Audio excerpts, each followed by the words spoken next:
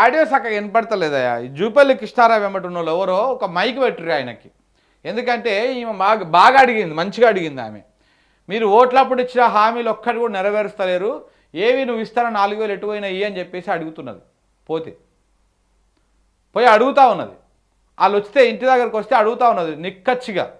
ఆ ముసలమ్మకున్న ధైర్యము, ఆ ధైర్యంలో జూబ్లీహిల్స్లో ఉన్నటువంటి మిగతా యువకులకు కానీ మిగతా ప్రజలకు కానీ ఉండుంటే అసలు కాంగ్రెస్ పార్టీకి డిపాజిట్లు కూడా రావు. ఈ లెక్క ప్రకారం డిపాజిట్ కూడా రాదు.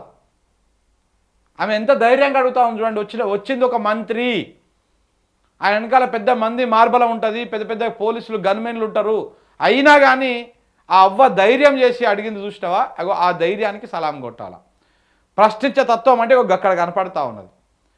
మిగతా వాళ్ళు ఏదో చెప్పుడు కాదు, కానీ ఆ అవ్వ దగ్గర కనపడతా ఉన్నది గుండె ధైర్యము, నిక్కచ్చిగా అడగడము చాలా స్పష్టంగా. ఇక్కడ పోయి నేను ఇస్తాను 4,000 ఇస్తాంటివి ఎన్నికల్లో ప్రచారం చేస్తే ఎటు పోయిర్రు అని ఆమె ఈ బయటలో లాస్ట్ దాకా మాట్లాడుతుంది. అంతా ఎన్నికలు అయిపోయాక అదో దొంగలు ఊర్లు పంచుకున్నట్టే ఉంటుంది మీది అని చెప్పేసి ఆమె లాస్ట్కి అంటది. సో కాంగ్రెస్ ప్రభుత్వానికి, మంత్రుల పనితీరుకు, ఈ రాష్ట్ర ప్రభుత్వం కాంగ్రెస్ పార్టీ పరిపాలన చేస్తూ ఉన్నదా, టైంపాస్ చేస్తూ ఉన్నదా, దోపిడీ చేస్తూ ఉన్నదా అని చెప్పడానికి ఈ ఒక్క బయట చాలు, ఈ ఒక్క మాట చాలు. ఈ అవ్వని కనీసము మెప్పించలేకపోయిండు మంత్రి గారు. ఈ అవ్వ అడిగేటువంటి ప్రశ్నలకు సమాధానం చెప్పలేకపోయిండు.